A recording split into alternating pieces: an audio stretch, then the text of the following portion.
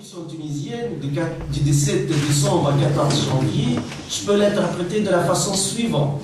Nous, la classe moyenne, nous, la classe pauvre défavorisée, on ne veut plus sacrifier pour vous. Cette fois-ci, c'est à vous de sacrifier et de financer l'État.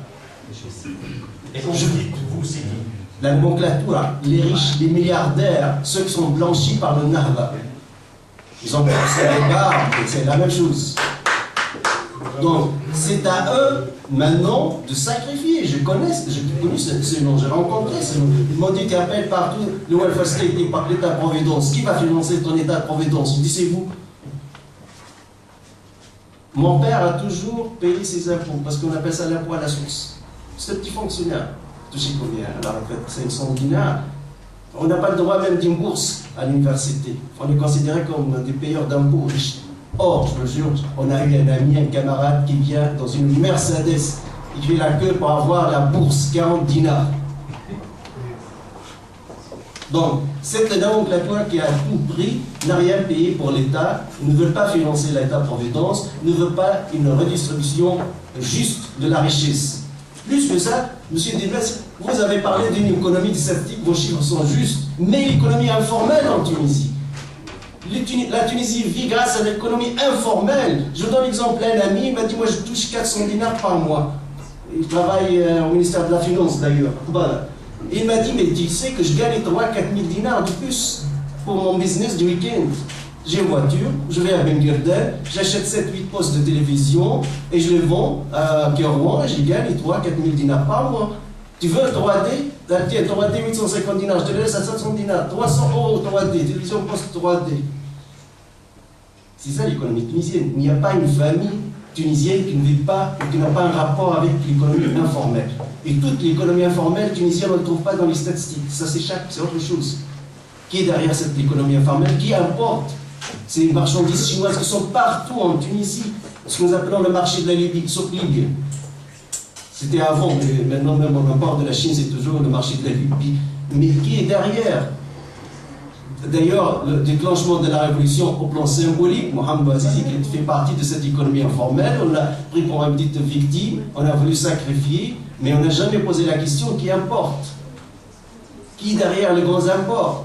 Donc c'est ça l'économie tunisienne, une économie informelle, une classe qui vit dans un autre monde, avec des belles voitures au dernier cri. Vous allez à des endroits en Tunisie, vous dites, on ne les trouve pas parfois même en Europe. Et cette pauvre classe moyenne et cette classe défavorisée et qui doit toujours payer ses impôts. Je suis sûr, même si certains disent, mais a toujours payer ses impôts parce qu'on a un système à l'impôt. Dès que vous avez un salaire, vous inquiétez pas. En Suisse, on a une déclaration d'impôt à la fin de l'année. Là, il n'y a pas une déclaration d'impôt parce que vous payez directement.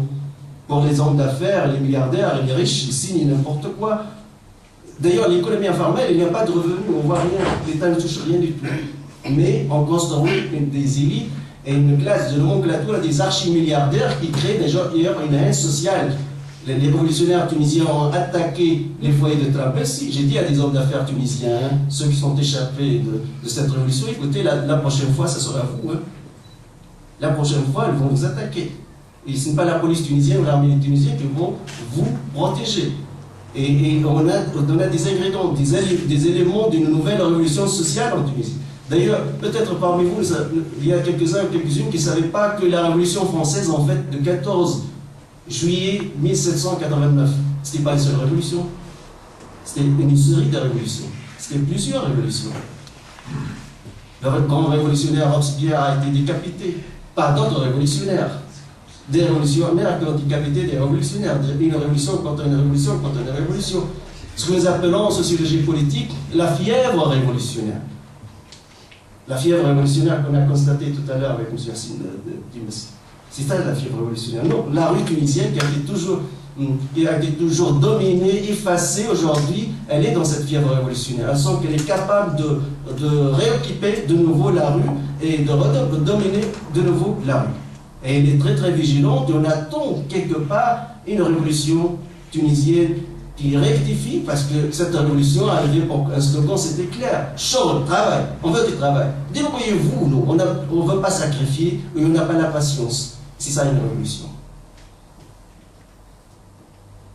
une lutte de classe, une lutte des catégories sociales, appelez tout ce que vous voulez appeler, mais c'est ça, en fait, c'est une rupture épistémologique à travers l'histoire. On ne sacrifie pas, nous, cette classe moyenne, cette classe défavorisée. Maintenant, il faut chercher d'autres qui doivent sacrifier pour l'économie tunisienne, pour le secteur public, je veux dire. Maintenant, je passe, et ça c'est une introduction vraiment qui n'était pas planifiée, hein, c'est mon sujet, mais je passe directement à mon sujet. C'est la sociologie du printemps arabe, dynamisme interne et intervention étrangère. Le printemps arabe, tout d'abord, le concept, ce n'est pas le nôtre. Aucun arabe n'a parlé d'un printemps arabe. C'est la presse occidentale, notamment la française, qui a publié les premiers textes dans le monde et autres, le printemps arabe. Et nous, on a récupéré ce concept. Deuxièmement, il y a toujours deux thèses, je trouve les deux fausses. Une qui disait le printemps arabe, c'est du dynamisme interne, c'est une grande révolution. Voilà le peuple tunisien héroïque qui a éliminé le système de Ben Ali. Il s'arrête là. L'autre, c'est le contraire, il disait non, tout ce qui s'est passé, c'était un complot mondial. Bref, une intervention étrangère, des services secrets, c'était planifié, etc. Ainsi de suite. Bon, ce sont deux thèses, moi je les considère extrémistes les deux. Donc on va chercher la synthèse entre le dynamisme interne et où s'arrête le dynamisme interne et l'intervention étrangère, où elle commence, où elle s'arrête. J'ai une typologie de mes révolutions. Ce printemps arabe a une typologie, c'est la mienne. Moi, je peux vous présenter trois catégories de révolutions différentes. La première, c'est les révolutions classiques pour moi, ceux qui s'inscrivent dans mon modèle théorique. Je parle de la révolution tunisienne, la révolution égyptienne, la révolution yéménite. Et je vais vous dire pourquoi, après, j'ai fait cette typologie. Deuxième catégorie, ce sont les révolutions arabes avec une intervention étrangère massive. Ce n'est plus une boîte noire, mais du dynamisme interne, mais c'est de l'intervention étrangère. La révolution libyenne, je m'excuse, on aime Kadhafi, on n'aime pas, c'est pas ça l'histoire, mais c'est l'OTAN. L'OTAN qui a mis fin au pouvoir de Kadhafi, c'est la révolution de l'OTAN aussi. Il y a une guerre civile, c'est vrai, l'armée est coupée en deux, il y a eu cette guerre civile, Kadhafi a failli gagner cette guerre civile. Jusqu'à Benghazi, l'OTAN a décidé rapidement d'intervenir et d'éliminer Kadhafi. Les Russes et les Chinois, ils ont dit ce scénario ne va plus se répéter. Ils ont utilisé 2 fois le droit de veto au Conseil de sécurité, selon le chapitre 7 de la charte de l'ONU. On ne veut pas répéter la bêtise de la Libye. Les Chinois qui n'ont jamais utilisé le droit de veto dans le monde arabe Moyen-Orient, c'est la première fois. Ils ont dit aux Américains, nous savons bien que le droit russe, ça suffit, mais nous, si on utilise ce droit, c'est un message. On ne veut plus de manipulation, on ne veut plus d'intervention, on ne veut plus de votre deuxième sexe pico. Troisième catégorie de révolution, les révolutions négligées, oubliées. Il n'y a rien à voir. Dispersez-vous. Il n'y a rien. Je vais vous montrer maintenant des images que vous ne pouvez jamais les voir, ni à la télévision belge, ni suisse, ni française, ni la BBC, ni France 24. Personne ne veut montrer ces images. Par contre, on a des dizaines et des dizaines de films qui montrent une révolution en Arabie Saoudite. La première révolution qui vient juste derrière la révolution tunisienne, c'est la révolution du peuple romain. On étouffe tout de suite. Donc, on va voir maintenant les images, et c'est en Arabie Saoudite, mais ce sont des images, comme je vous ai dit, interdites. On ne peut pas les regarder que sur le YouTube.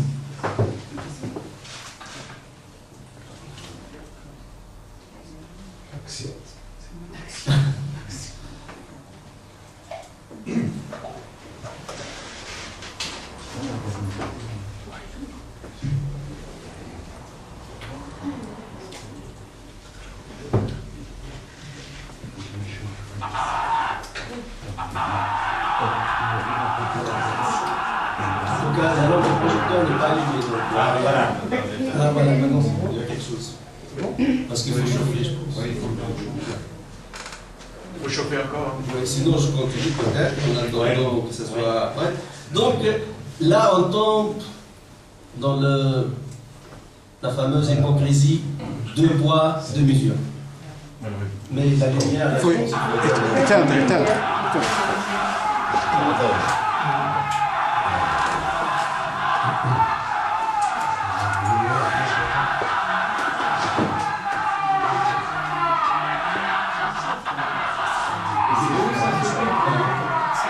La date, c'est l'organisation. Oui, La date.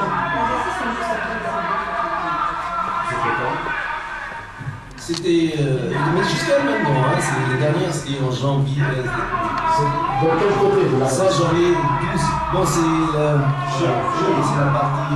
On va parler justement de ça. C'est le chiffre. Ouais.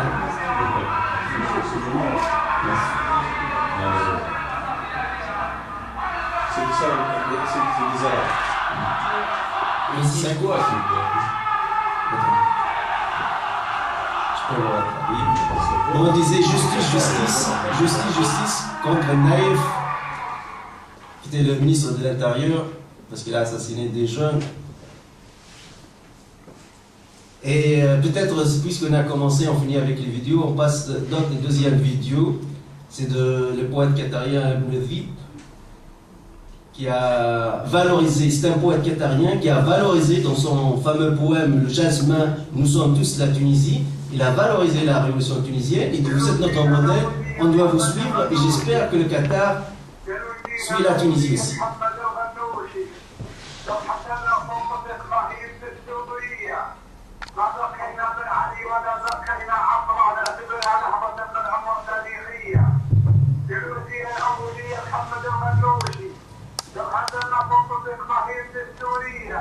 ما بخلنا من علي ولا بخلنا عطا نعتبر على حفظ الأمر تاريخية دكتاتورية نظام القمع واستبداده أهلا تونس عليها الثورة الشعبية عندما من أمان ذمنا حقير واطي والمسحرة من حق قناعتي شخصية أسجد الثورة بذم الشعب يا سائلها وانحت الجاد الشعوب الكل نفس الحية كلهم بقول ركبنا بكل قصة كل نفر تتبق أقدام مأساوية الربال البلاد اللي جعل حاكمها يحسب لنا العزة والقوات الأمريكية أفغان البلاد اللي جعل حاكمها يحسب لنا العزة القوات الأمريكية وأفغان البلاد اللي شعبها جاهل والحكومة تفتقر للطبقة المالية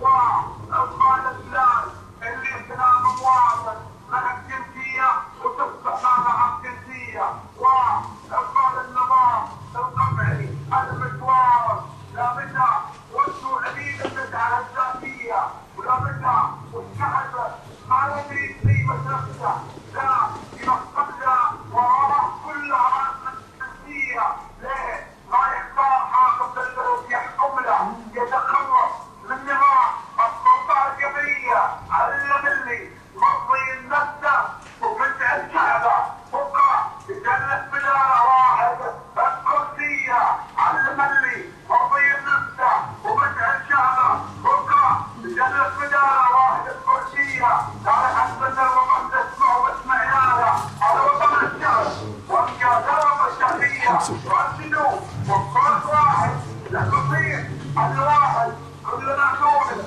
توجه النخبة أوقم كلنا نونس توجه النخبة أوقم هي الحكومات العربية ومن يحكمها كلهم لدى بلد استثناء حرامية السؤال اللي يؤسس فكرة المتساءل لم يتم إجابته من كلمة رسمية تشملها تستمر النظام كل أشياء شيخة تولد القانون والتنمية شيخة تولد القانون. Voilà. Donc c'est fini, merci beaucoup. J'ai mis les deux ensemble pour qu'on n'éteint pas chaque fois la lumière et on n'allume pas, etc. Donc ce sont deux vidéos évidemment parmi des centaines, des milliers que vous trouvez sur le YouTube qui illustrent cette politique, je dis mondiale, d'hypocrisie totale. Totale. Cette révolution doit réussir, celle-là non. On intervient en Libye contre le dictateur Gaddafi, on intervient en Bahreïn en faveur du régime contre la révolution. Et les forces saoudiennes, C'est qui le on? hein, C'est qui le on? l'armée saoudienne, Les patrons du monde, les Américains. Oui, non, ça va, moi je donne toujours. Cette interaction parfois ne me gêne pas. Hein. Donc, c'est ça, ici ça tombe pas. C'est une stratégie. C'est une stratégie claire. Les patrons de ces stratégies sont les Américains. C'est clair, le nouveau Moyen-Orient, c'était le projet de Condoleezza Rice. Ça fait des années, ça n'a pas marché. Et maintenant, est-ce qu'il va marcher? Pour nous, pour qu'on soit objectif, scientifique, pour qu'on n'exagère pas, pour qu'on traite la donne comme elle est. J'ai une carte devant moi et je pose des questions. Pourquoi on laisse l'armée saoudienne pénétrer au Bahreïn et battre une révolution populaire qui n'est pas armée, pacifique, devant les yeux de tout le monde, et on l'étouffe au plan médiatique? Et la même chose, ces révolutionnaires saoudiens, parfois ils sont des chiites. Les chiites, la révolution, ça ne se pose pas la question. On parle des révolutionnaires pacifiques. On peut dire qu'ils sont armés, pas armés, mais on ne peut pas dire qu'ils sont chiites, ou sont kharijites, ou sont ibadites, ou ils sont chiites, ou sunnites, ou malikites, ou je ne sais pas quoi. La question ne se pose pas de cette façon, sinon on tombe dans le racisme total. Donc c'est une révolution pacifique, c'est très important, la révolution pacifique. Mais ce qu'on fait, c'est qu'on aide des groupuscules terroristes, et qui sont étrangers même en Syrie. On les finance. Le coût du printemps arabe en Libye, ça a dépassé 4 milliards de dollars. C'est financé par qui? L'Arabie Saoudite et le Qatar. La Syrie aujourd'hui, plus que 10 000 milliards de dollars. Financé par qui? Par l'Arabie Saoudite et le Qatar. L'Arabie Saoudite, qui a 40 000 prisonniers politiques, que l'Amnesty International a publié son fameux rapport The Kingdom of Silence, le royaume du silence, il n'y a rien. Le Qatar, qui a un émir qui pensait qu'il est en train de prêcher la démocratie, or c'est un dictateur total qui vient d'emprisonner le poète Mohamed David Ajami à cause d'un poème. Nous sommes tous la Tunisie, vive la Tunisie, nous aimons, nous souhaitons que aussi le Qatar devienne comme la Tunisie. Le Qatar aussi veut une révolution, veut une démocratie, c'est un démocrate pacifique, il n'a rien fait. Emprisonné à vie, on le sait mobiliser en Tunisie, maintenant 15 ans de prison ferme pour juste un point. Je pourrais vous dire, et j'assume ma responsabilité éthique, que à ce plan-là, Ben Ali ou Moubarak sont beaucoup plus démocrates que le roi d'Arabie Saoudite ou le prince du Qatar. Parce qu'on peut critiquer Moubarak, des manchettes très fortes. J'ai parlé avec Taoufik Nouri qui a été emprisonné, je pense, 6 mois, mais pas parce qu'il a critiqué Ben Ali. Les services de Ben Ali ont fabriqué une histoire, comme quoi il a tapé une dame, etc. Voilà, pour justifier l'emprisonnement d'un poète ou un écrivain. Or, dans ce pays, c'est vulgairement, je vous dis vulgairement, on le prend, on le jette en prison. Et ce n'est pas un poème méchant, il a dit « Nous souhaitons aussi la démocratie, la liberté comme l'Occident, vive la Tunisie, nous aimons bien devenir comme vous. » Ce n'est pas méchant, c'est en baptise insulte. Mais c'est totalement effacé. Le paradoxe, c'est où? Les médias arabes sont dominés par l'Arabie Saoudite et le Qatar. La plus grande chaîne, la fameuse chaîne et ses sœurs Al Jazeera, c'est une chaîne qatarienne. Al Arabi et ses sœurs, c'est une chaîne saoudienne. Ils ont des frics. Le pire en plus, ils sont intervenus dans nos affaires internes. Ils sont intervenus dans nos affaires internes. Ils nous envoient leurs cheikhs pour qu'ils nous apprennent l'islam, comme si nous ne sommes pas des musulmans. L'émir de Qatar, il veut propager sa démocratie. Or, lui, c'est une dictature totale. Et j'ai hier cité l'exemple, ce qui s'est passé avec le président de la Mauritanie, je le répète, parce que j'ai d'autres nouveaux spectateurs. Finalement, l'émir du Qatar était allé en Mauritanie, il est reçu par le prince du Qatar, par le général Mohamed Ben Abdelaziz, le président de Mauritanie, dans le palais présidentiel, et l'émir de Qatar lui dit, avec cette parenthèse, écoutez, on a décidé d'aider la Mauritanie, on vous aide par des crédits, par des fonds, etc., mais à condition, à une seule condition. Il lui dit, oui, Excellence, dites-moi, quelle est votre condition? Il dit, il faut la démocratie en Mauritanie. Vous devez être démocrate. Il dit, excusez-moi, vous n'êtes pas l'Union européenne pour me faire ce chantage. Mais excusez-moi, est-ce que vous avez une démocratie chez vous? Est-ce que vous avez du multipartisme? Est-ce qu'il y a une liberté d'expression? Est-ce que vous avez n'importe quel indice de liberté d'expression ou de démocratie ou de votation, le citoyen qatari n'a jamais vu les bulletins de vote qu'à la télé. La même chose pour les citoyens saoudiens. Or, en même temps, ils dominent le paysage médiatique. Ils achètent 90% des intellectuels, des journalistes, des écrivains arabes. Sont rares ceux qui s'échappent de cette domination, je dirais même diabolique. Et après, on va parler de la démocratie en Syrie. Quand on regarde ces télévisions saoudiennes ou qatariennes ou Al Jazeera, on pense que la Syrie c'est un pays sauvage du Moyen-Âge, que la femme ne conduit pas sa voiture, parce qu'en Arabie Saoudite, la femme est interdite de conduire une voiture. C'est interdit par la loi, elle ne peut pas. Or, ce que je savais, moi, la société syrienne est très développée, c'est une société laïque, etc.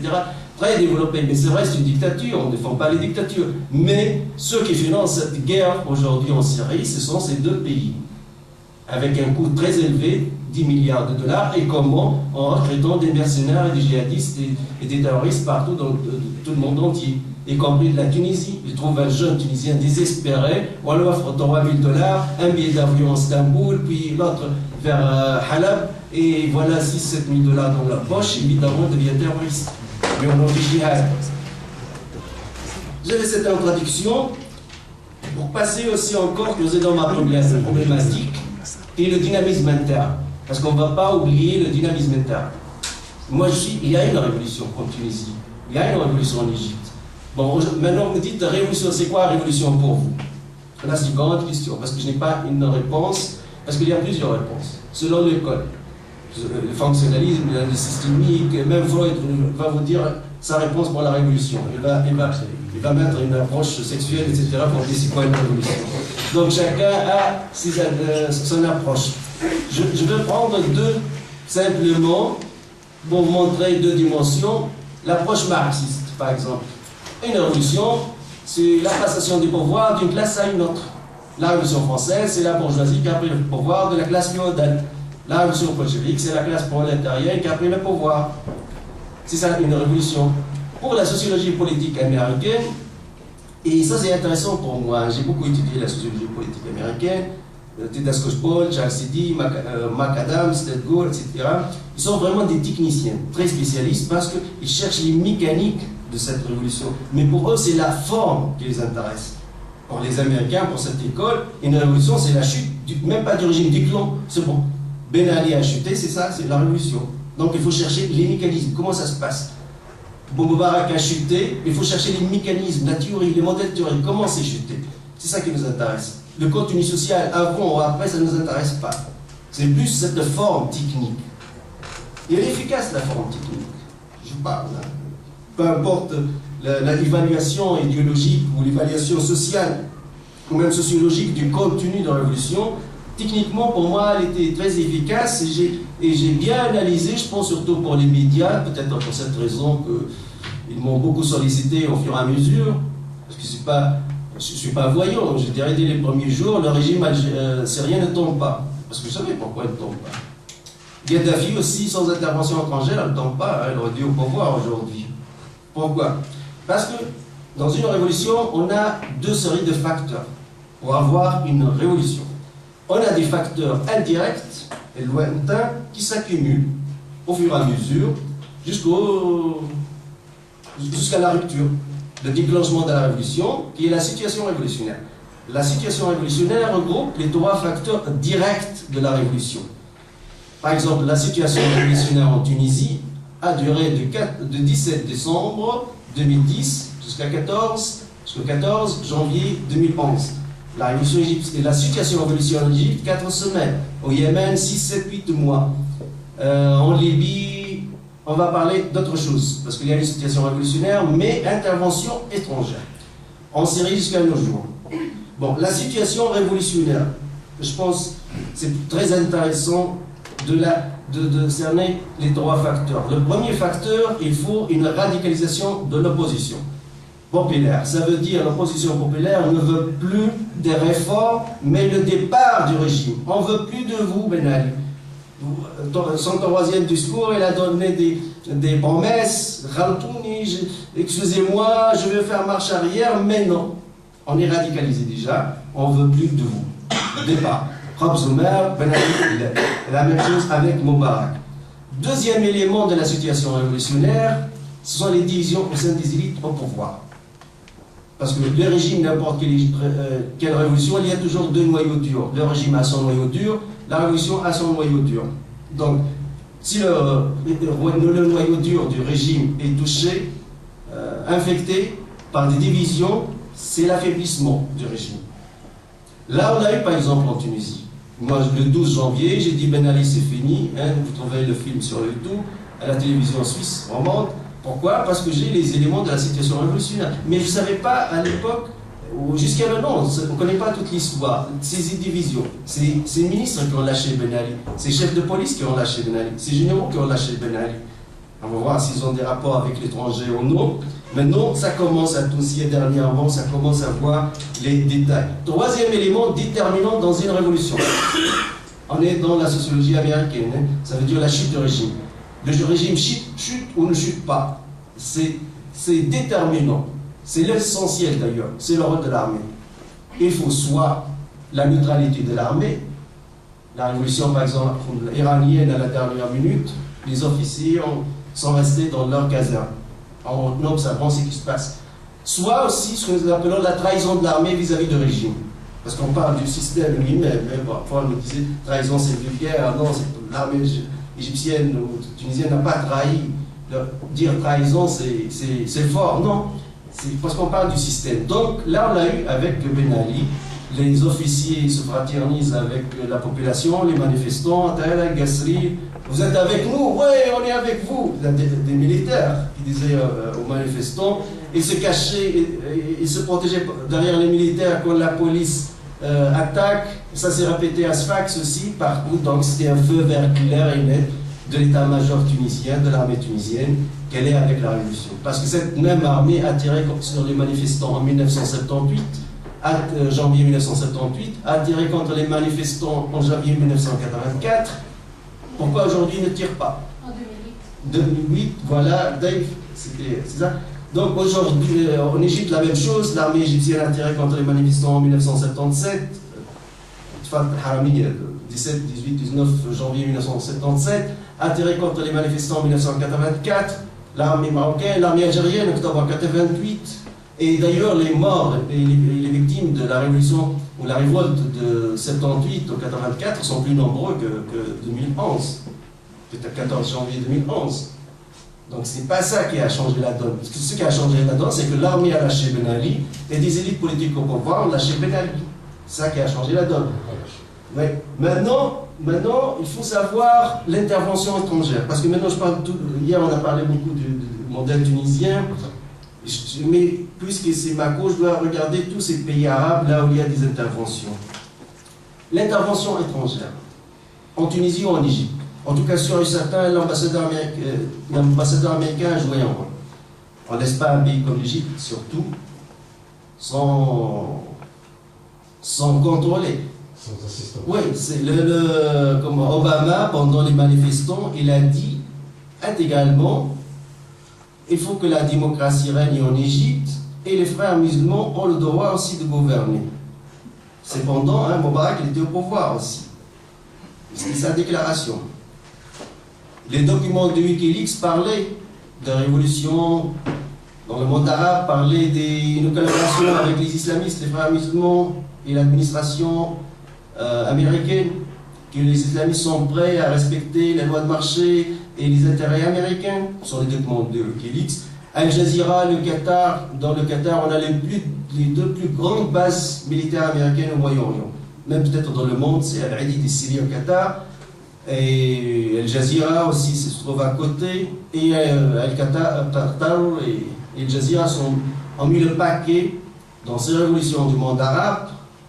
Et évidemment en faveur de la politique, de la stratégie américaine, parce que je n'ai jamais pensé, je ne penserai jamais que le Qatar a sa propre stratégie dans ce monde.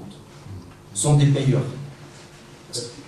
Faire chuter Gaddafi, ça coûte 4 milliards de dollars. Le contribuable américain n'est pas prêt dans cette crise mondiale à payer 4 milliards de dollars pour la Syrie. La même chose, de faire chuter Bachar, ça coûte 10 milliards de dollars, parce que maintenant le contribuable américain n'est pas prêt à payer cette somme. Si le Qatar, l'Arabie Saoudite est prête à payer, pourquoi pas? D'ailleurs, pour l'histoire, l'Arabie Saoudite a payé pour la CIA, pour ses opérations en Amérique latine, les Contras, pour financer les contre-révolutions au Nicaragua et en Amérique latine. La CIA a besoin des fonds, le contribuable américain ne donne pas ses fonds. Hein. Alors on cherche chez qui? Chez nos amis dictateurs arabes, où il n'y a pas de parlement. Ils sortent en pays pour les opérations de la CIA en Amérique latine. C'est connu. Aujourd'hui, le Qatar et l'Arabie Saoudite payent aussi pour ces opérations, parce que nous, on est dans une crise, et le contribuable américain n'accepte pas d'ailleurs ça. Donc c'est à ces dictatures de payer ces guerres.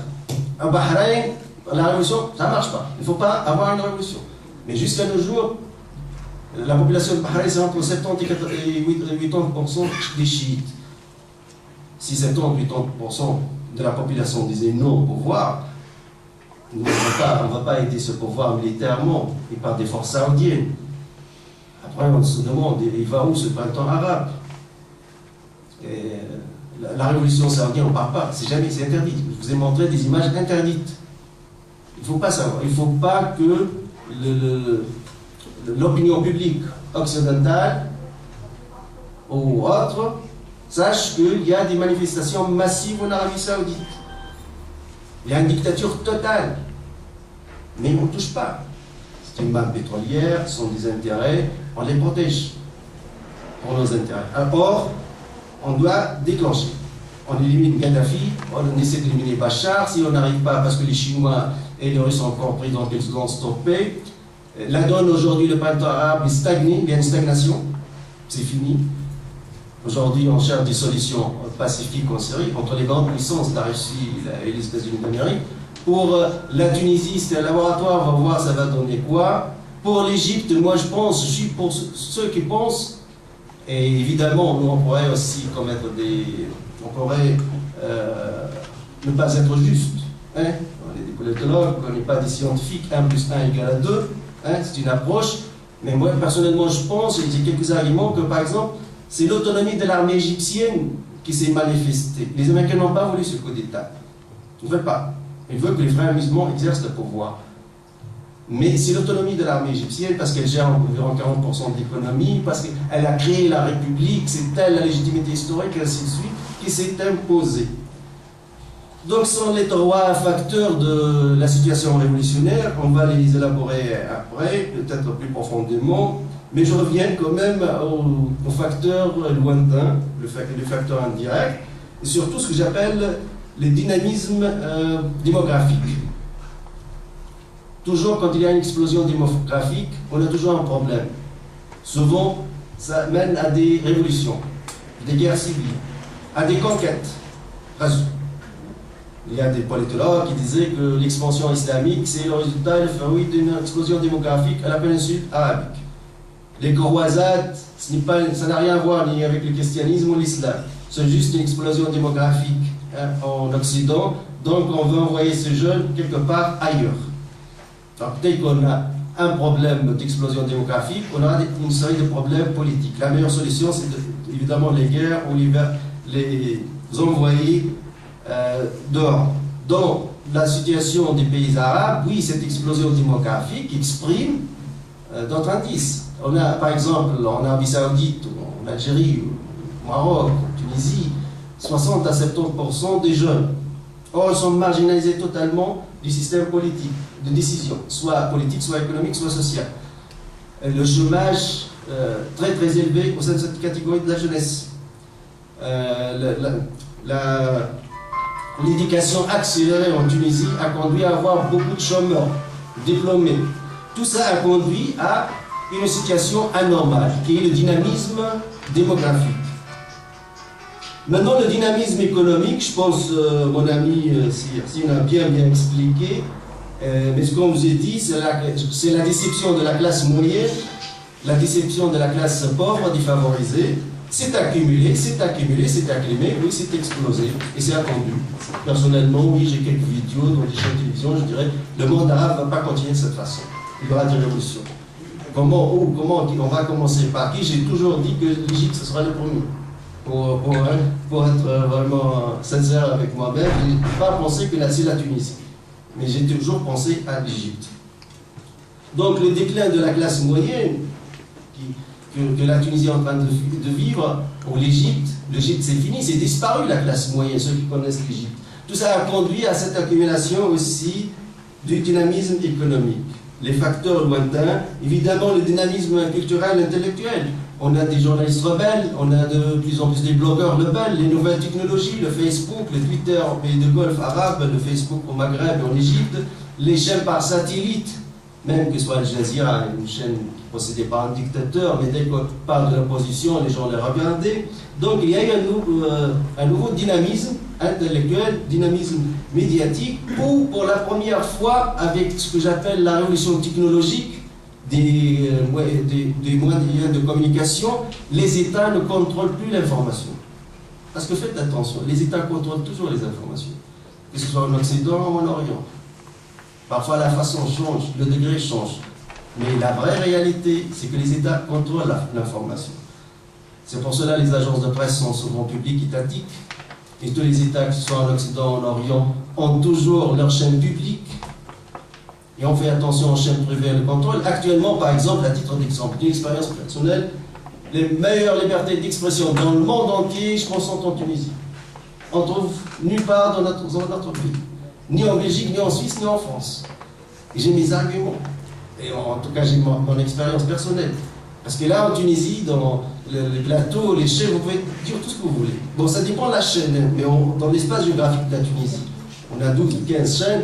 Vous pouvez critiquer le Qatar, l'Arabie Saoudite, Israël, les États-Unis d'Amérique, la France, l'Iran, le wahhabisme. Il n'y a pas de raison d'État, par exemple. Moi, ce soir, je suis à la télévision belge, j'ouvre le dossier de Mohamed Ibrahim, le poète qatarien, ou le problème des manifestations en Arabie Saoudite. Le rédacteur en chef me dit, excusez-moi, vous savez, on a des rapports, parce que j'ai vécu cette expérience, mais pas avec la télévision belge, avec une autre télévision occidentale. Donc, on heurte des intérêts. En Tunisie, par exemple, aujourd'hui, on n'a pas même la raison d'État pour les médias. Il n'y a pas. L'ambassadeur qatarien, je ne sais pas, il écrit ses rapports, le Saoudien la même chose, l'Américain la même chose, le Français la même chose. C'est un pays incontrôlable au plan médiatique.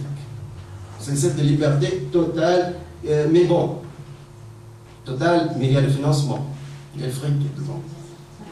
Ça veut dire les limites de la censure viennent du fric. C'est pour cela que je trouve bien en Tunisie, parce que Nada, par exemple, a ses chaînes de télévision.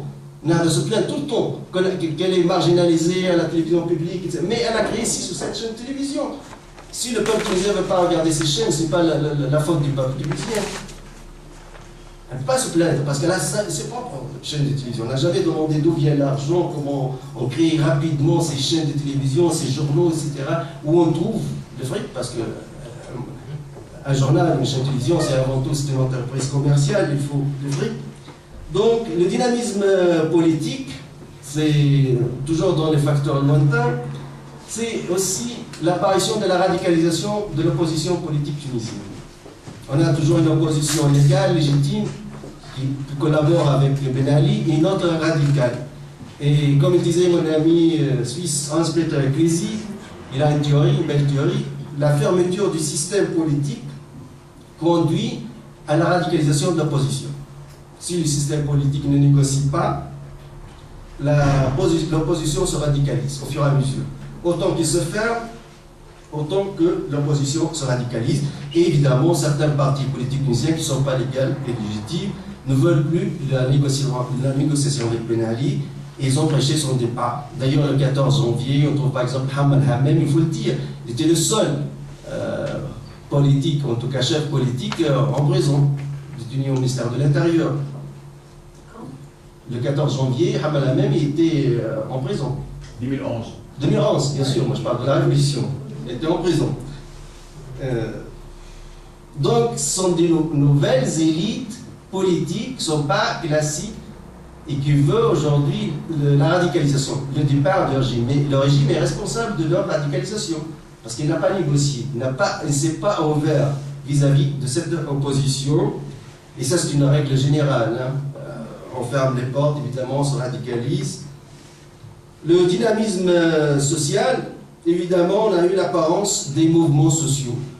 La révolution tunisienne, tout d'abord, c'est la révolution des mouvements sociaux. Mais les mouvements sociaux n'ont pas de structure. Voilà, c'est pour cela, mon ami Dimessi a dit qu'il n'y a pas une direction de la révolution tunisienne, parce que la direction de... Ça c'est classique, je pense, la révolution classique. Khomeini qui dirige la révolution iranienne, Mao Zedong qui dirige la révolution chinoise, Lénine, Staline dirige, Trotsky dirige la révolution bolchevique. Aujourd'hui, les mouvements sociaux, depuis les événements de mai 1968, en France puis en Europe, ont joué un grand rôle. Parce que les partis classiques ne mobilisent plus la rue, donc cette rue a été récupérée par des mouvements sociaux, mais les mouvements sociaux viennent de la rue. C'est quoi un mouvement social à Sidi Bouzid?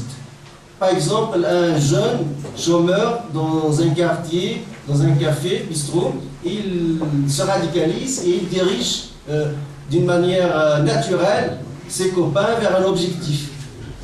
Ce n'est pas un parti politique, il n'a pas une structure, il n'a pas d'argent, il n'a pas de fric, mais il arrive à mobiliser.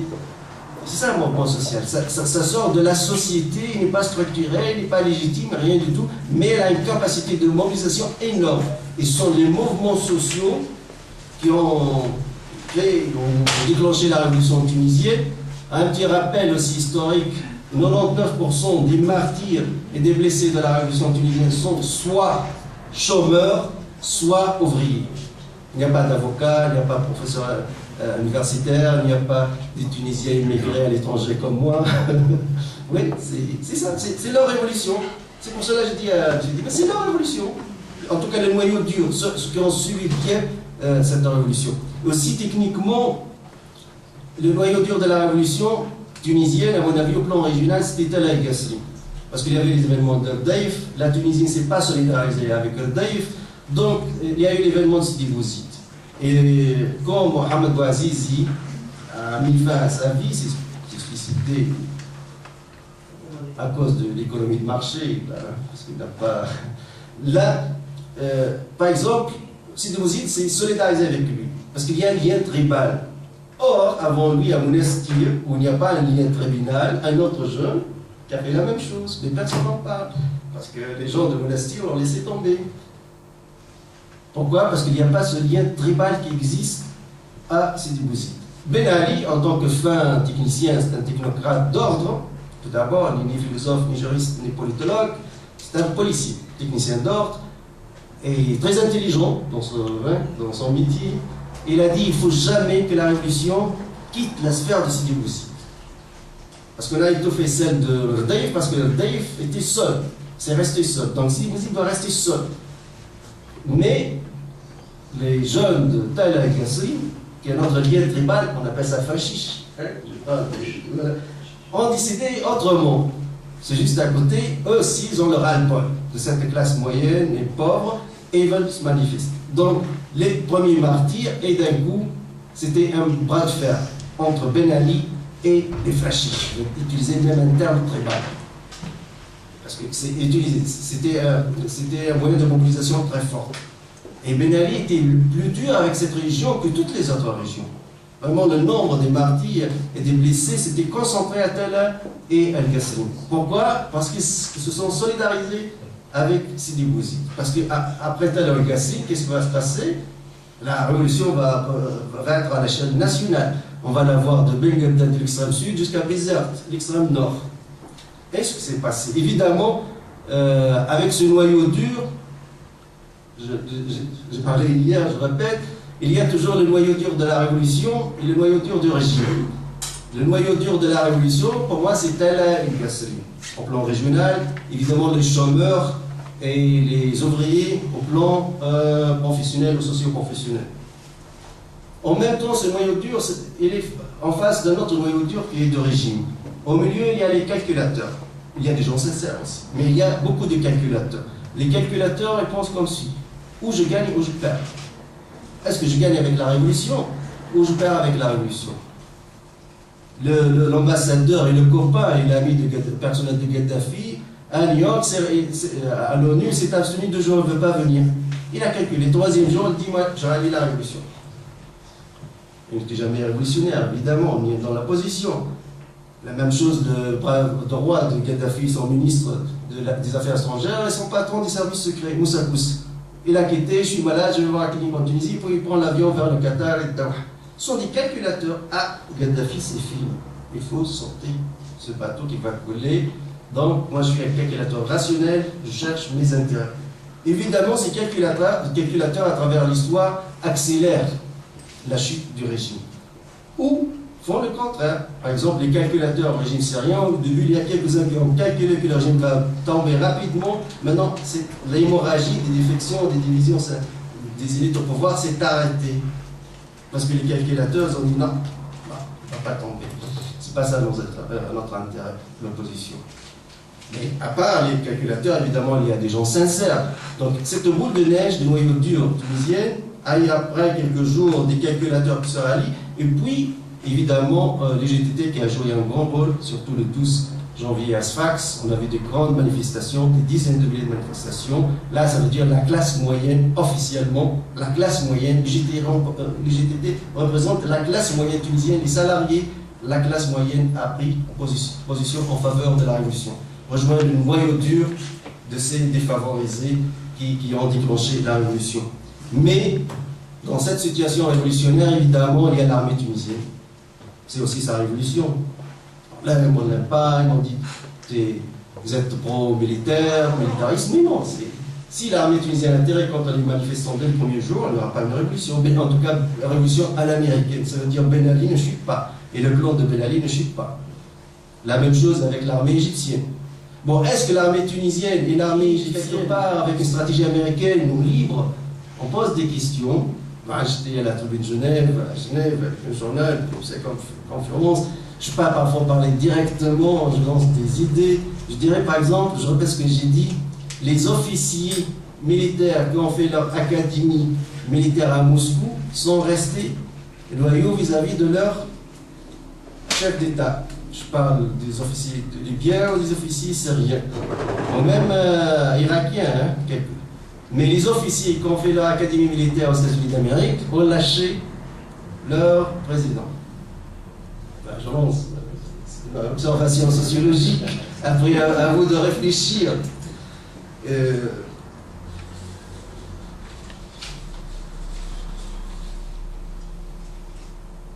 Donc, toujours, le rôle de l'armée, j'aimerais bien parler, puisque j'écris beaucoup sur les armées, de la sociologie de l'armée, c'est très important. Par exemple, l'armée tunisienne, c'est une armée nationale populaire, comme l'armée algérienne ou l'armée égyptienne, ça veut dire le service militaire est obligatoire.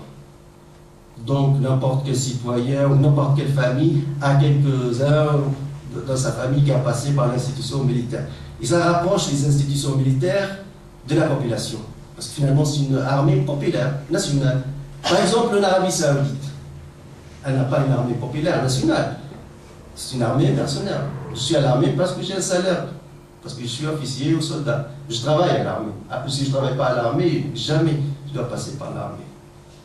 Et sociologiquement aussi parlant, les révolutions arabes toujours ont peur, ou les monarques arabes ont toujours peur des militaires. Parce que l'armée égyptienne, quand le roi Farouk des années 30 a élargi la base sociale de l'armée égyptienne en recrutant des officiers de la classe pauvre et moyenne, Nasser et ses officiers libres, il y a eu la révolution coup d'État militaire en 1952. Mais par exemple, le coup d'État 1952 en Égypte, c'était un coup d'État militaire, mais le résultat social, c'est très profond par rapport à la Tunisie ou l'Égypte, parce que Nasser a nationalisé, a dépossédé une classe, des bachas, donné de l'argent, elle a pris des terres des uns, les a donnés aux autres, etc., malgré que c'était un mouvement militaire. Mais l'essentiel pour nous, c'est que les monarchies arabes ont toujours eu une vigilance ou un méfie des armées, des officiers. Parce que chaque fois on élargit la base populaire de l'armée intervient dans les affaires d'État. C'était ça la même chose pour Gaddafi en 1er septembre 1969, au Yémen 1962, en Irak 1958, la révolution contre le monarque irakien. Et par exemple, c'est pour cette raison l'Arabie Saoudite, qui a un PNB plus que 550 milliards de dollars par an, et pourrait avoir une armée la plus puissante au Moyen-Orient, mais ne veut pas. J'ai un article, j'ai des émissions de télévision, c'est une décision politique. On ne veut pas une armée puissante et forte. Parce qu'une armée puissante et forte, elle va se retourner un jour contre nous. C'est un contre-pouvoir vis-à-vis de la famille royale.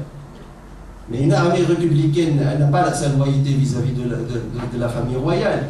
Une armée républicaine doit défendre la population. Ce n'est pas le clan de Ben Ali ou Leila.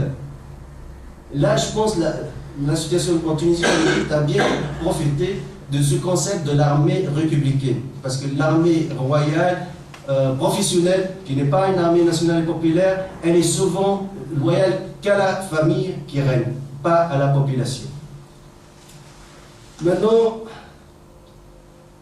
on va parler la sphère, si vous voulez, la plus délicate de mon exposé, parce que j'avance aussi prudemment, je ne veux pas être aventurier, c'est les interventions étrangères. Parce que vraiment, c'est facile de parler de la théorie de complot. Ça y est, il y a un complot mondial contre le monde arabe, etc. Non, sinon on n'est plus politologue, on n'est plus scientifique, on n'est plus crédible, etc. Mais on ne peut pas négliger aussi ces interventions. Les interventions ont bien sûr plusieurs visages, si vous voulez. Il y a l'intervention, par exemple, des médias, on a dit. Pourquoi les médias, par exemple, occidentaux, s'intéressent nuit du jour à la Syrie, mais pas à ce qui se passe en Arabie Saoudite?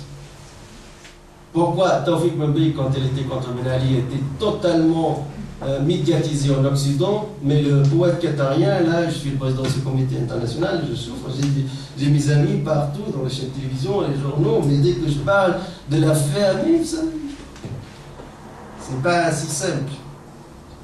Donc, on voit clairement et nettement que les médias, en tout cas, soit en Occident, soit, je n'aime pas trop parler de Jazira Arabique, parce que comme j'ai dit hier, sont des médias où le degré de la liberté d'expression est égal à 0. Il n'y a rien.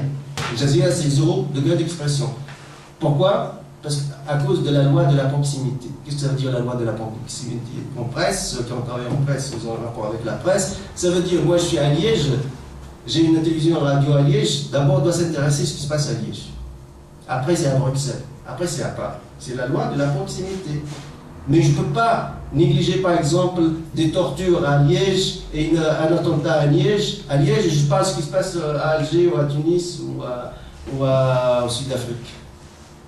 C'est ça la loi de la proximité. Ces deux chaînes ne respectent pas du tout, je souligne, du tout la loi de la proximité. Ce sont des chaînes d'apparence technologique à l'occidental. Peut-être Jazira a des moyens technologiques plus que la CNN, c'est sûr, plus que la télévision belge. Les moyens, les correspondants partout, les belles femmes, l'image, etc., les ingénieurs du son, les caméramans, tout est top, top, top. Mais le contenu sociologique, il y a un attentat à Qatar. Donc Jazira n'a pas parlé de Qatar.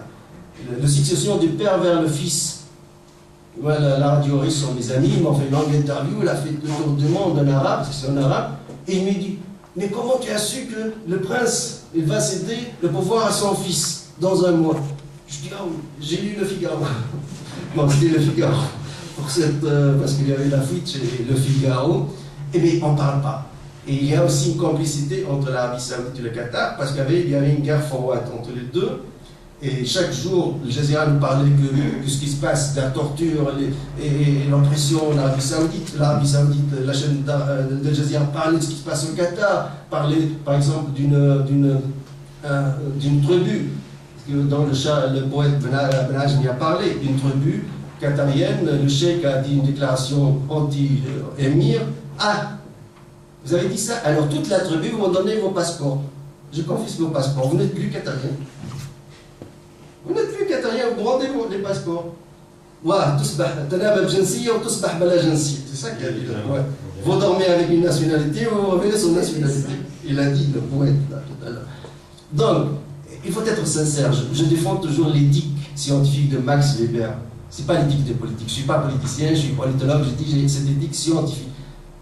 Donc, il faut vraiment la défendre jusqu'au bout. Ça veut dire sont des dictatures totales et des chaînes qui n'ont aucun degré de liberté d'expression. Loin. Que la forme technologique, ça va. Ils ont beaucoup de fric et ils dominent, etc. Et vous, personnellement, j'ai refusé leurs invitations. Ouais. Même Jazira, la dernière, c'est même pas un mois et demi. Venez, on sait bien que vous ne voulez pas venir à Qatar, etc. On va faire le programme à Londres avec Faisal Qasem. Voilà, comme d'habitude, d'avion première classe, 5 étoiles et $500 pour l'émission, etc. On est bien gâtés là. Mais je dis non, je ne viens pas. Pour moi, j'ai dit à tout le monde, vous n'êtes pas crédible, vous n'êtes pas crédible. Vous voulez jouer un petit peu, parce que la différence entre le Jazeera, l'Arabie et d'autres chaînes, c'est surtout le Jazeera, là, parfois c'est tactique là. Allez, quelqu'un de l'opposition qui ne sait pas, mais on va l'inviter une fois, mais en même temps on va crier tout le temps, comme ça on n'arrive pas à passer le message. Mais bref, les dictatures ne peuvent pas engendrer des médias libres. C'est impossible. Il faut respecter la loi de la proximité. France 24, je suis souvent invité, la soirée des élections, j'ai critiqué les deux, François Hollande ou l'autre, ça passe, aucun problème. Donc il y a cette loi de la proximité. Mais vous ne parlez pas de ce qui se passe chez vous, et ça devient rose. C'est le paradis terrestre, le Qatar, quand on regarde Jazeera. Quand on regarde l'Arabie, c'est le paradis terrestre, l'Arabie Saoudite. On oublie les 40 000, personne ne parle des 40 000 prisonniers de ces révolutions, de ces images interdites, des images taboues. Là, on est face à des dictatures qui ont de l'argent, qui manipulent, qui achètent, mais ils ne peuvent pas changer la donne. Alors, rapidement, maintenant, si c'est un sujet un peu sensible aussi, y a-t-il un projet américano-qatarien avec les frères musulmans de s'installer au pouvoir ou d'installer les islamistes au pouvoir? J'ai quelques éléments de réponse. Premièrement, il y a les documents de Wikileaks qui parlaient de ce projet.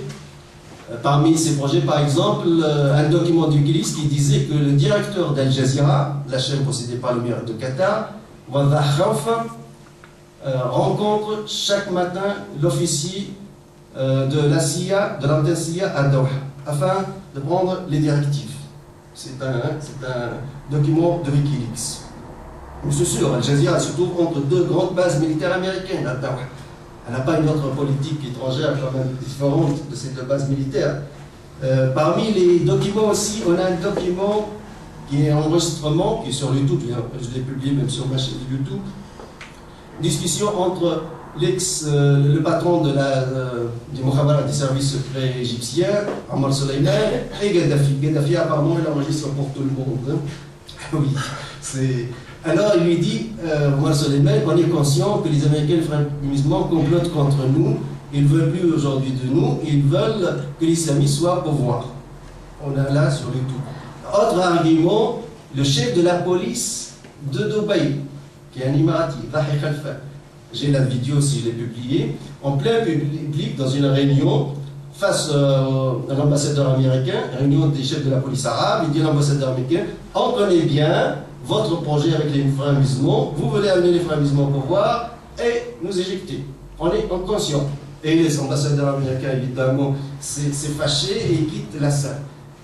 Ce sont des arguments tangibles. J'ai ces arguments dans mon ordinateur, celui que d'ailleurs je le diffuse tout le temps sur ma page Facebook, dans mes programmes de télévision, etc. Ces vidéos existent bel et bien et ne sont pas manipulées au truc.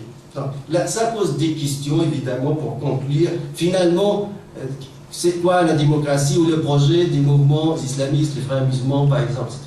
Au plan économique, ils sont, je ne dis pas ultra-libéral, mais il n'y a aucun changement, de toute façon.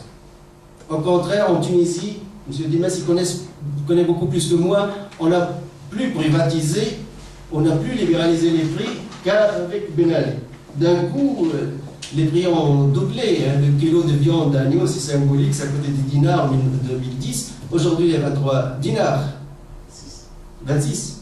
Oui, chacun, c'est libre. Je dis bientôt 30, 40. Il n'y a pas de limite. Le chef de Nad al-Ranouchi, comme le chef de Frères musulmans en Égypte l'a dit, nous on est pour l'économie de marché, mais l'économie de marché, attention, c'est très important. Pas à l'Europe occidentale, c'est à l'américaine. Parce que vous savez, aux États-Unis d'Amérique, il n'y a pas de welfare state. Il n'y a pas d'État pour évidence. Vous avez du fric, vous pouvez étudier dans une université, vous n'avez pas de fric, vous n'étudiez pas. Vous avez du fric, vous pouvez être hospitalisé, vous n'avez pas de fric, vous pouvez crever devant l'hôpital, on s'en fout, c'est pas notre affaire là. Si vous trouvez une église ou une mosquée ou la bienfaisance, ça c'est une autre chose. D'ailleurs, les frères musulmans ont beaucoup utilisé la bienfaisance, surtout en Égypte. J'ai bien travaillé les frères musulmans en Égypte, c'est parce qu'ils remplaçaient toujours l'État-providence. Où l'État-providence, où l'État est présent, les frères musulmans sont là. Vous allez chez un docteur égyptien normal, vous payez 100 livres égyptiens. Vous allez chez un docteur des frères musulmans, vous payez un seul livre égyptien. C'est symbolique. Alors moi je vote pour les frères musulmans. Donc l'État est absent et évidemment ces mouvements qui occupent l'espace. Je m'excuse parce que dépassé leur réponse. Eh bien, merci beaucoup.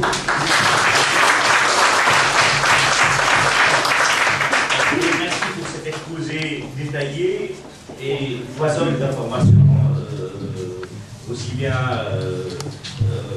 pour la Tunisie que pour la région, où il y a eu d'autres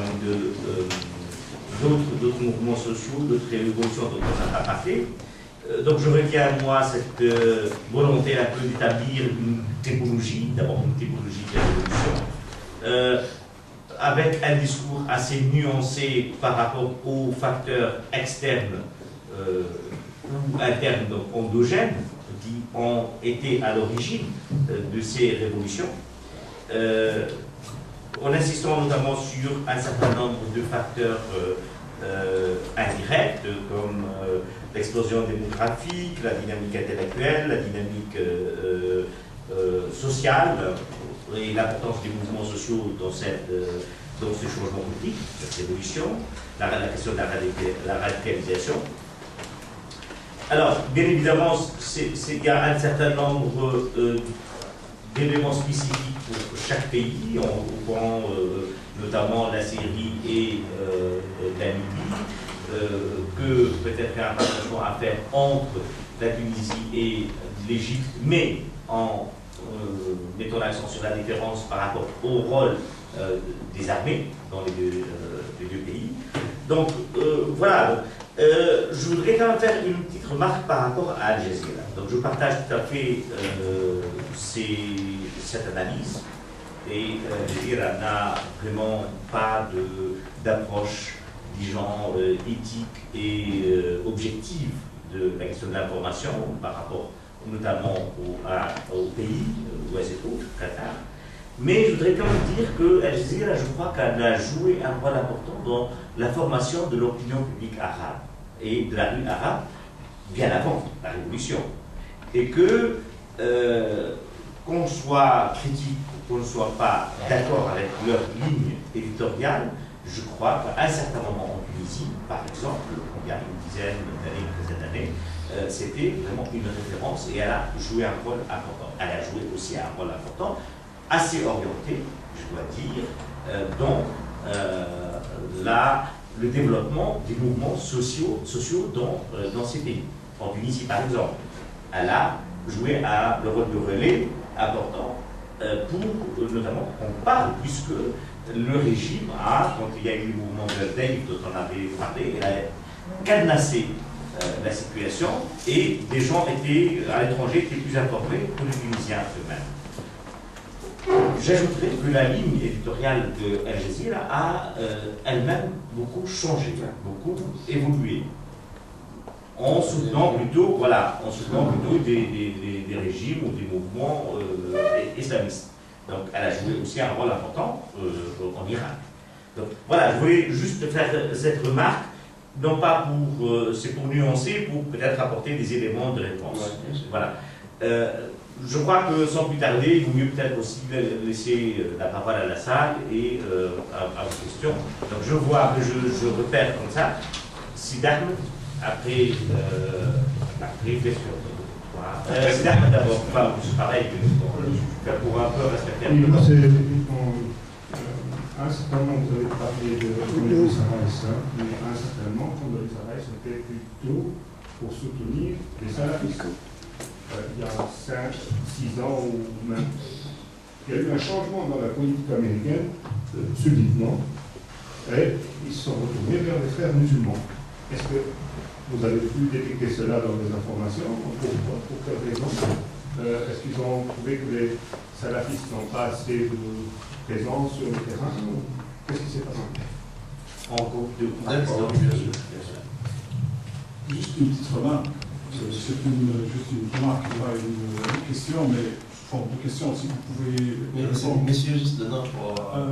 Marie, à Bezzard. D'accord, c'est à Bezzard. Donc, sincèrement, moi, ce genre de discours me gêne énormément, pour la simple et unique raison que on est en train de parler stratégie politique, d'accord? Sachant que chaque pays a des intérêts, il doit les défendre. Les Américains ont leur stratégie, il ne va pas défendre tes intérêts, il défend ses intérêts. L'Europe défend ses intérêts et pas tes intérêts. je ne sais pas qu'est-ce que nous faisons, arabes, ou je ne sais pas qui, qu'est-ce que nous faisons pour protéger et travailler nos propres intérêts, au lieu de se lamenter du matin jusqu'au soir, pour dire qu'ils nous ont fait, ils sont contraints de nous faire, ils ont fait le Sharq al-Jadid, comme dans les arrêts, et tout ça. Sincèrement, je suis un petit peu confus dans cette situation-là. Autre chose, on est en train de parler à un certain niveau, au niveau diplomatique, les États, les royaumes, on a les gouvernants que nous méritons, qu'on soit clair. Ils ne sont pas venus, ils ne sont pas des extraterrestres, ils sont venus du peuple. D'accord? Entre autres, ils ne sont pas élus, mais les Tunisiens, lorsqu'ils ont voulu changer les choses, ça a changé. D'accord? Donc, on a les gouvernants que nous méritons. Maintenant, quand on parle de diplomatie au niveau étatique, etc., que dit-on alors de nos intellectuels? Il faut passer un mot sur les intellectuels d'Anna. Nos intellectuels, ils servent les intérêts de qui? Est-ce qu'on s'est posé cette question-là? Nos intellectuels, quel est leur rôle dans toute cette marmelade, dans toute cette... je pense que les intellectuels aujourd'hui arabes, ils poussent dans le sens où ils confirment la position des dictateurs d'aujourd'hui. Personne ne parle de l'Égypte aujourd'hui. C'est l'actualité aujourd'hui, mais on n'a pas entendu un mot sur ça. D'accord? Enfin, allez. Troisième, c'est Amal. Et après, on répond et on prendra d'autres questions. Je voudrais revenir un petit peu sur les révolutions. Vous avez défini vous avez donné des définitions plutôt pour les révolutions à peu près. La révolution égyptienne, c'était 30 juin. Comment vous appelez cette... Est-ce que c'était une révolution qui a été suivie par le renversement du régime du 3 juillet? Et alors, le rôle des voisins israéliens, tout le monde dit un petit peu qu'il y a une pression d'Israël sur l'Égypte ou des intérêts énormes par rapport à Gaza et en Palestine. Et alors, ce qui se passe maintenant en Irak, est-ce que c'est une révolution ou suite à autre chose?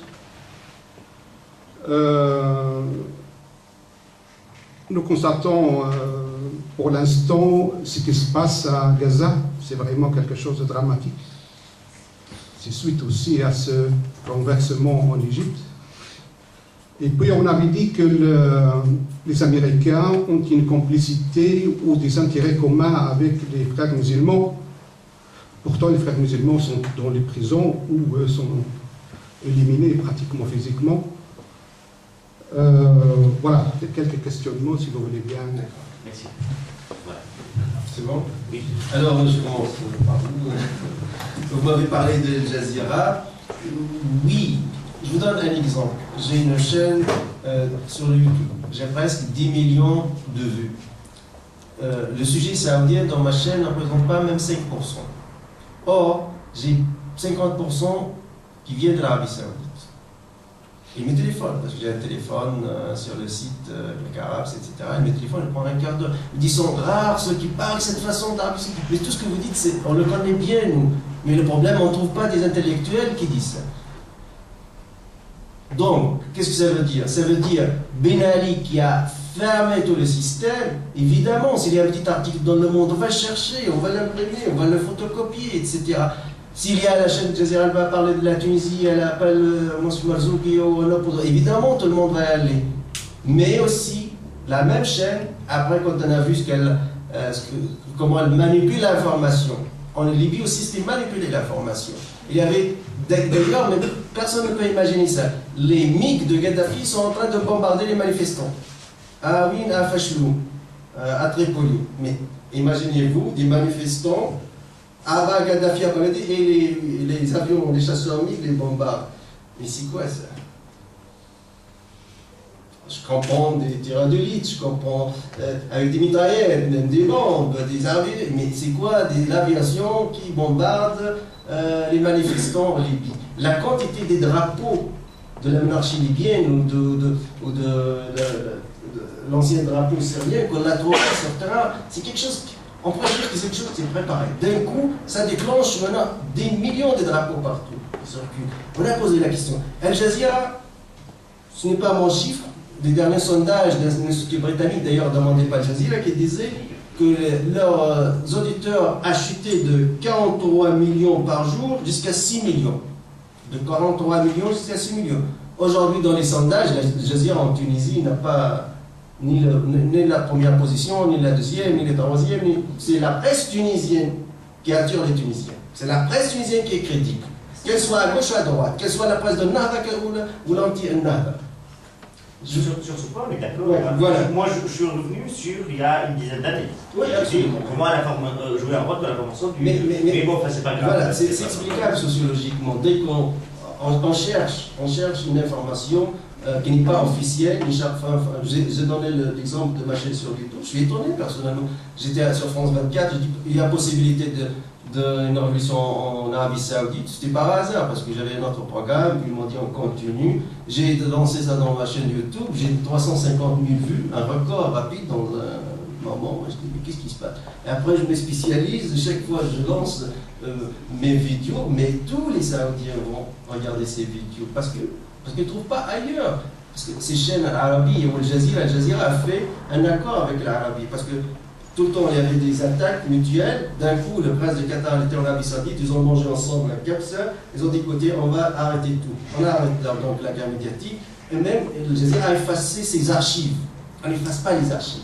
Les archives qui critiquent l'Arabie Saoudite, on les a effacées. Allez sur le site de Jazeera, vous n'allez rien trouver parce que c'est effacé. Pourquoi? Parce qu'il y a une réconciliation politique entre deux princes. Donc, je passe à la deuxième question, c'est d'Ahmed Issa Raïs. Les Raïs, les Américains ont soutenu les salafistes, puis les frères musulmans. L'histoire entre le salafisme et la Grande-Bretagne est connue. Je pense que n'importe quel chercheur il pourrait trouver les archives. Ouais. Les frères musulmans. La branche,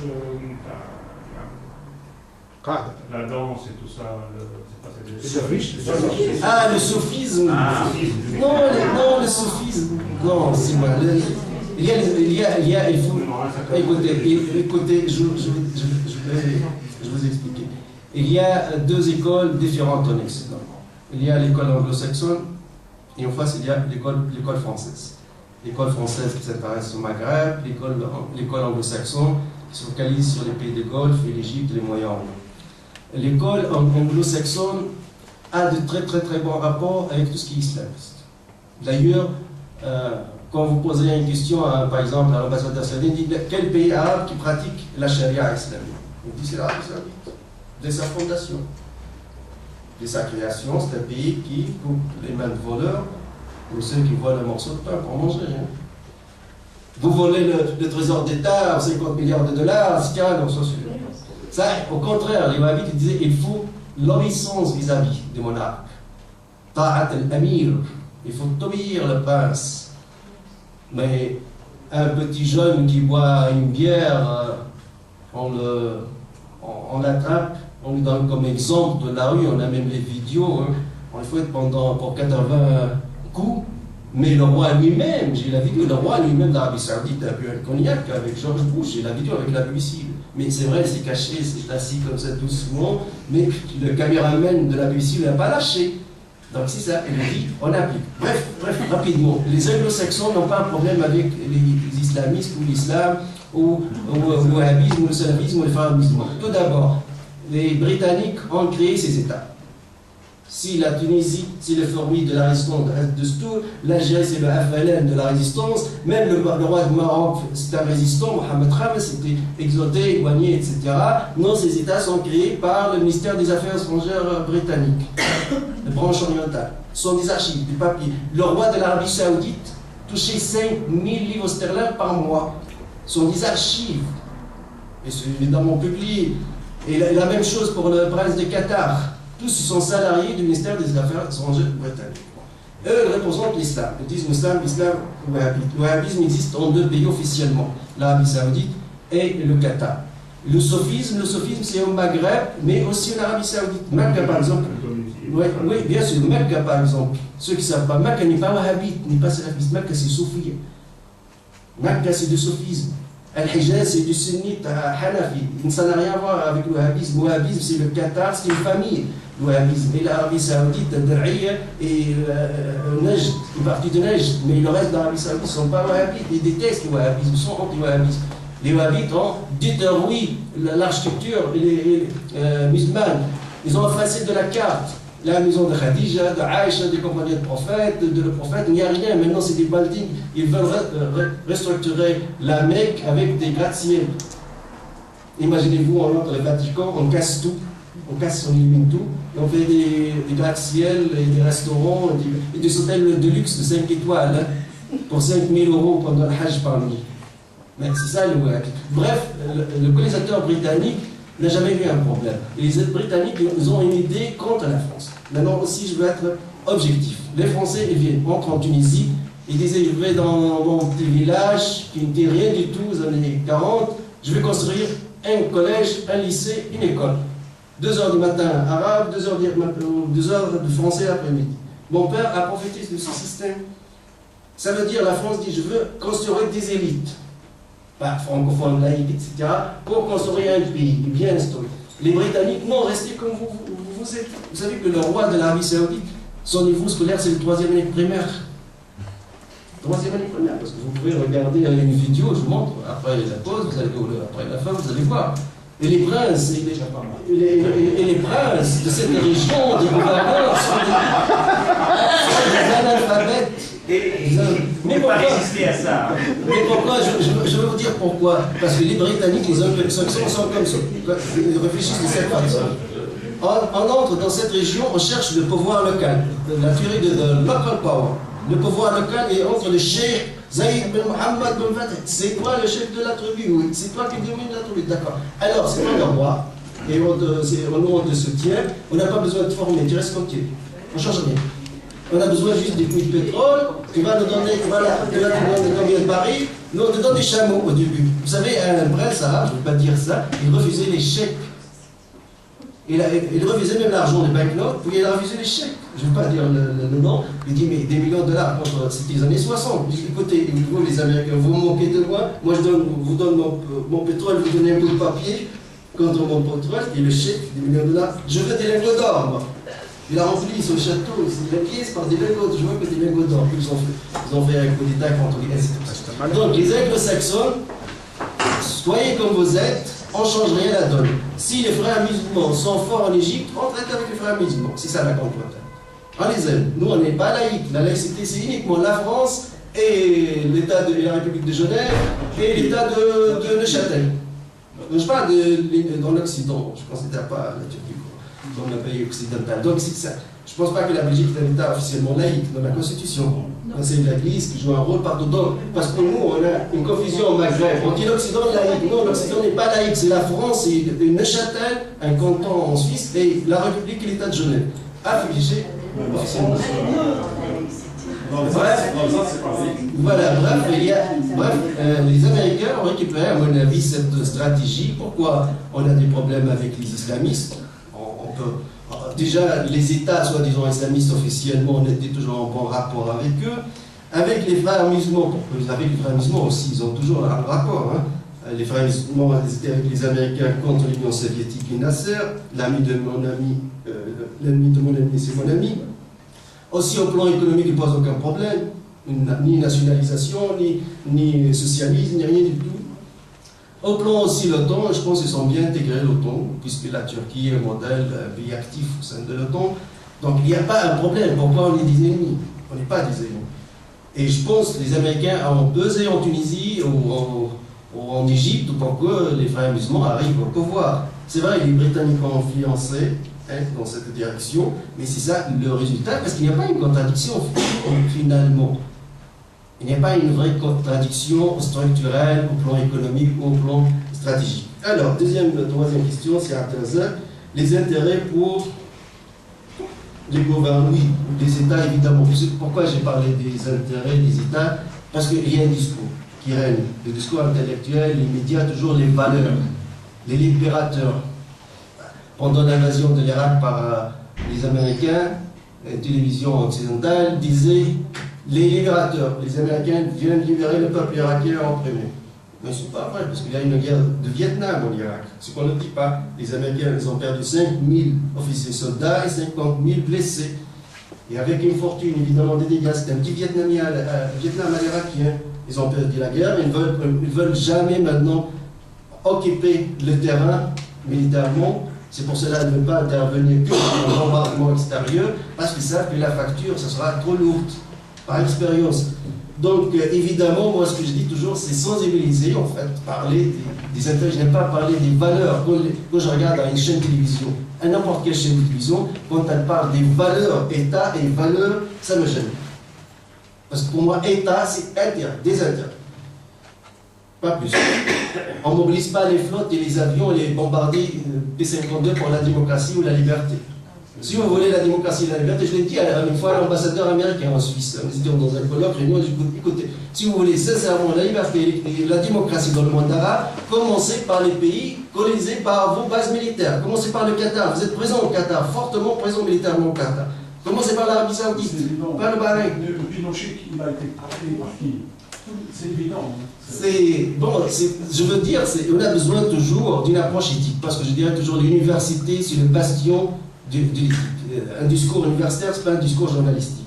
C'est le bastion du comportement éthique. Ça me rappelle toujours Max Weber, l'éthique du savant et l'éthique des politiques, qui est une éthique de manipulation. Alors, les intellectuels, évidemment, moi je pense personnellement, la majorité des intellectuels arabes sont corrompus, sont achetés, puisque c'est le prince de Qatar qui les invite pour propager la démocratie à sa façon, ils acceptent les hôtels 5 étoiles, de luxe, et les billets première classe, etc. Il y a l'argent de poche dans le passeport, etc. Ils rentrent chez lui pour parler de la démocratie qatarienne. Oui, la majorité, malheureusement, des intellectuels arabes sont corrompus, achetés. C'est pas parce qu'ils sont des Arabes, il ne faut pas tomber dans le racisme, les amis belges nous écoutent. Non, parce qu'il y a aussi, parce que j'ai parlé avec un ami, par exemple, le Suisse, douanier suisse. Je lui ai dit, la corruption en Égypte, par exemple, elle est systématique. En Tunisie aussi, il m'a dit la même chose, moi, je fais. Parce que, par exemple, un policier égyptien, il gagne 400 livres égyptiens. Or, pour payer ses factures, il a 2 enfants, une femme, et le loyer, et le transport, c'est le nécessaire, on ne parle pas de luxe, les DVD. Il doit payer au minimum 2500 livres par mois. Au minimum, 2500 livres pour survivre. Or, son salaire officiel, c'est 200 livres. Il va faire quoi? Trouver une loi et une solution miraculeuse à ce monsieur. La corruption devient un mode de vie, elle devient un système. Ce n'est plus une exception. Voilà, ça devient un système, c'est tout. Il y a pas de... Après la révolution, on dit en Tunisie, la corruption a augmenté. Mais on a l'analyse sociologique. Pourquoi la corruption a augmenté en Tunisie? C'est normal, parce que les prix ont augmenté, les salaires n'ont pas augmenté. Les messieurs qui résistent contre la corruption, ils achètent le kilo de viande à 10 dinars. Aujourd'hui, il y a 26 dinars. Ils ne peuvent pas résister, c'est fini.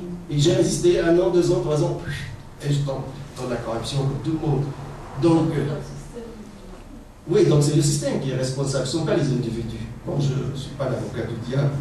Et donc, les intellectuels arabes, j'ai fini la lecture du livre de Marzouki, 354 pages, les journalistes impliqués dans la corruption du système de propagande de Ben Ali. C'est très important. Les livres, je les lis. Et je trouvais par exemple des journalistes occidentaux, y compris un grand journaliste suisse, je le vois, rédacteur en chef, il savent vraiment main dessus. Pourquoi? Parce que je suis tolérant avec un journaliste égyptien, hein, et il n'est pas tolérant avec un journaliste ou un rédacteur en chef suisse. Parce que toi qui gagnes 8 000 ou 9 000 euros, tu n'as pas besoin, tu ne vas pas me dire je veux nourrir ma famille. L'Égyptien, à la limite, il dirait moi je n'arrive pas, c'était l'occasion, c'est la pression. Mais, par exemple, une analyse sociologique du système de la propagande de Ben Ali, les journalistes occidentaux achetés par Ben Ali sont tous à 100% de la droite, pas de la gauche. Les journalistes, puisque c'est public, mais on ne parle pas de secret d'État, hein, puisque c'est publié, les journalistes du Figaro, les journalistes de France 3, des journalistes suisses, un journaliste américain dit donnez-moi de l'argent, je suis prêt à médiatiser Ben Ali, vous allez voir, etc. Juste vous me payez.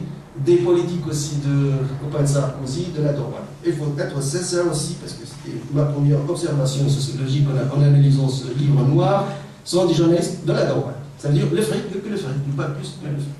Donc, voilà, intellectuel n'est pas un prophète aussi. Parfois, on a une image de l'intellectuel, messager de Dieu, prophète, oui, on est du sud dès qu'on le connaît de près. Non, il fait partie du système aussi. Parfois, il quitte le système, il est marginalisé par les médias du système, il essaye, etc.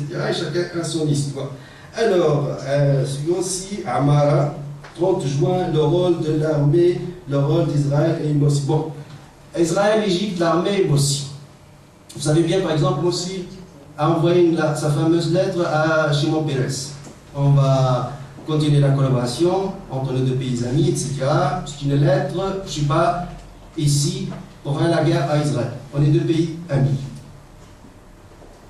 Ennahda, par exemple, qui est un parti islamiste en Tunisie, il y avait des militants, même au sein de l'Assemblée, qui voulaient, par exemple, interdire la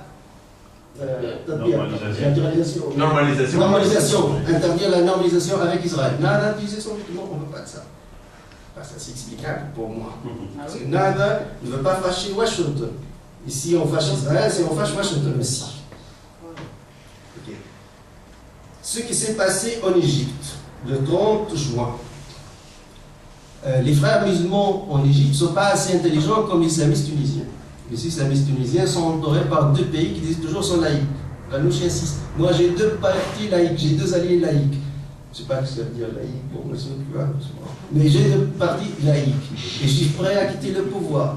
Et les frères musulmans, non. Le 30 juin ou le 29 juin, par exemple, vous trouvez tous les partis politiques, un consensus incroyable en Égypte contre les frères musulmans, y compris les salafistes, Hezb al-Nour salafis, qui représentent 20% au sein du Parlement égyptien, sont islamistes, bon je comprends, c'est islamistes, liés à l'Arabie Saoudite, donc les intéressés avec l'Arabie Saoudite, donc on va voter pour les intérêts saoudiens, mais y compris les salafistes et toutes les autres factions politiques, et de gauche comme à droite. Comment? Nous, on a fait campagne pour le oui, oui. le référendum. Oui.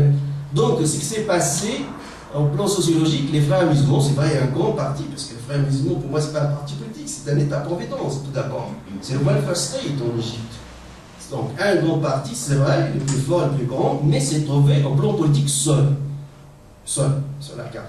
Seul, face à des partis politiques différents, consensus contre lui, y compris les islamistes de 20% de Hezb al-Nour, Salafi, et l'armée. L'armée, évidemment, au plan sociologique, quand on parle du pouvoir, finalement, parce que les gens parlent souvent, je pense, sont naïfs. Ils pensaient que l'adhésion, donc le pouvoir va donner le pouvoir à une autre classe, etc. Imaginez-vous en Belgique, parce que la loi de la proximité, là, je ne vais pas m'éloigner, des communistes radicaux qui gagnent les élections. Ça a été le cas avec l'extrême droite à un moment donné. Voilà. Les autres partis se sont ligués pour, même s'ils avaient moins de voix, pour contrer ce parti. Oui. Imaginez-vous, par exemple, je dis, d'ailleurs, on a eu l'expérience en Espagne, la guerre civile espagnole, oui. 1933-1936. La gauche prend le pouvoir élu démocratiquement, l'armée entre et massacre. Je ne parle pas de Chili. Les Américains ont menacé les Italiens en 1973, je pense, parce que les communistes ont gagné. Écoutez, si les communistes forment le gouvernement, nous, on occupe l'Italie militairement. Oui, mais nous, on ne joue pas là. Le macartisme aux États-Unis d'Amérique, vous savez, vous allez aux États-Unis d'Amérique et avant, il y a pour remplir une fiche. Are you terrorist? Yes or no? Are you communist? Yes or no? Non, je vous explique les enjeux, finalement, on sait des intérêts chacun. Donc, finalement, ne pensez pas que l'armée égyptienne qui a créé sa propre république, ou l'armée algérienne qui a créé l'État algérien, et va donner le pouvoir sociologiquement parlant, parce qu'il y a un pouvoir sociologique qui gouverne en Belgique. Ils peuvent, un parti d'extrême gauche communiste, gagner les élections, mais ils ne passent pas. À Genève, en 1936, l'armée suisse tire contre les manifestants communistes, et ils massacrent et ils blessent, comme l'armée tunisienne ou l'armée égyptienne, n'importe quelle armée. La guerre civile espagnole a coûté 600 000. Oui, mais je pense plus que ce soit le cas maintenant. Voilà, pourquoi? Parce qu'il y a eu des concessions de tout genre. La bourgeoisie occidentale, elle est intelligente, elle a compris, la paix sociale s'achète. Notre bourgeoisie tunisienne ne comprend pas ça. La bourgeoisie égyptienne ne comprend pas ça. La paix s'achète, il faut payer pour cette paix sociale.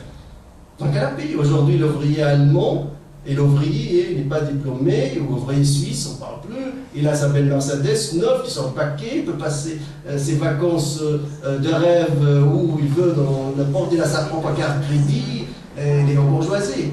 Parler des prolétaires fatigants qui font 15 heures par jour, c'est fini.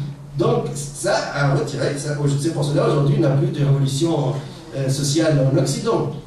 Alors ce qu'on veut, au moins en Tunisie ou en Égypte, c'est acheter cette paix sociale. Mais nos bourgeois, nos capitalistes, nos grands, ils ne veulent pas payer la facture.